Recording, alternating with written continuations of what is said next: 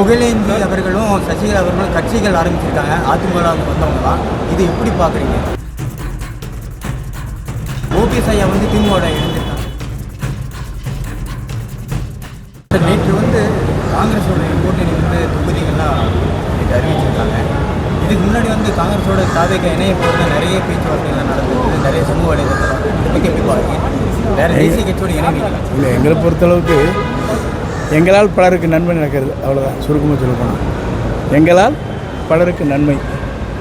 சரி, இப்போது அடுத்த கட்டமாக எந்த மாதிரியான கட்சியோடைய வலு இருக்குது? தலைவர் அதை முடிவு செய்வார். தேர்தல் அறிக்கை தயாரிப்பு பணி எப்படி போயிட்டு இருக்கு? எப்போ வெளியே வரும்? தலைவருக்கு அதை பற்றி கண்காணித்து கொண்டிருக்கிறார்.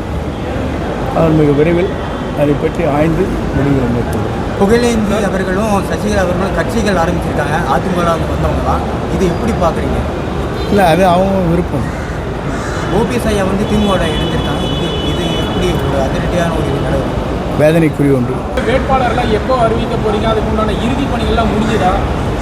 அது எல்லா கட்சியும் தான் கூட்டணியே முடியாது. எல்லா கட்சியும் இருக்கிற போது எங்களுக்கு வேட்பாளர் கேட்குறீங்களே.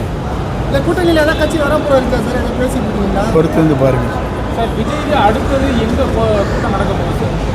ஒன்றும் அது முடிவு செய்யவில்லை. சார், ஆட்சியில் பங்குன்னு சொல்லியிருக்காங்க. இந்த நிலையிலே காங்கிரஸ் வந்து அப்படியே பேசுகிற மாதிரி இருக்குது. இப்போ அவங்க வந்து உறுதிப்படுத்திட்டாங்க. இவர் என்னை பொறுத்தளவு சொல்கிறது, எங்களால் அவர்களுக்கு நன்மை.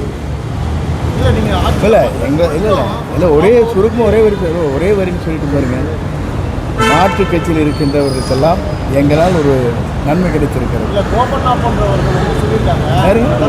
கோபண்ணா போன்றவர்கள் காங்கிரஸ் இல்லை, தனி மனிதனை சொல்ல முடியாது. என்னுடைய ஒரே கருத்து அவ்வளோதான். எங்களால் அவர்களுக்கு கூடுதல் சீட்டும் நல்ல வாய்ப்பும் கிடைத்திருக்கு.